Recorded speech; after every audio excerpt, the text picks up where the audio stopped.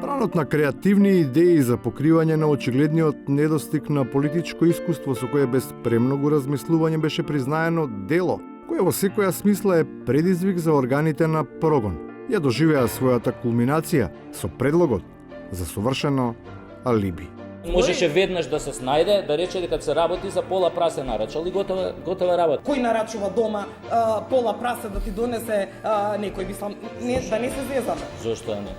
Зошто Си нарачаш, кој можеш пица да нарачаш, да ти донесат фамилиарна, можеш и пола прасе од турна да ти донесат. Половината која прерасна во мерна единица за одговорност, независно од тоа дали со неја се определува зафатнината на некоја течност или се означува тежината на одредена маса. Сепак би станала цела, само ако при појаснувањето на незината содржина и се додаде половината која и недостига, за конечно да стане вистинска вредност. Грам чест да има, Павле Богоевски, грам чест. Нема. Грам морал и грам етика. Нема. Денеска јавноста во Македонија ќе добиеше неговата оставка. Примери за таков тип утврдување на тежината на врската која носи политичката совест, речиси никогаш не може да се очекуваат од оние кои при нејзиното мерење тотално го игнорираат јавниот дискурс и тераат подбишега со него, апсурдно тврдејќи дека владеат со земја во која сите се слепи и глуви. Ако се утврди дека не се запасени процедурите или се прекршени процедурите, јас нема да ја повикнам сестра ми да ја напушти работното место, но тоа треба да одговара и сама да се откаже од тоа работно место, но во овој случај не е констатирано тоа.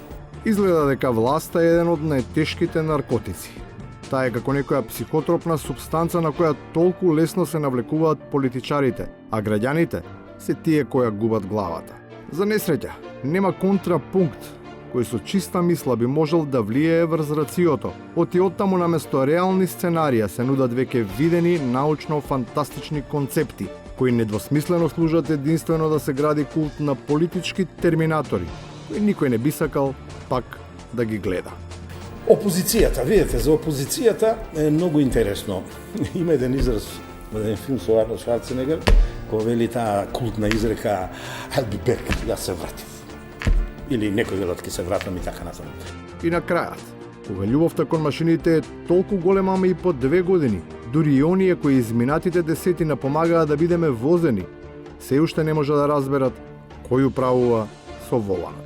Има добар мотор. Мислам Скап дека мотор. не знаат дека досега прва слушна кога го вида, јас сум моторџија, знам моторџи, не знаја дека тој вози мотор.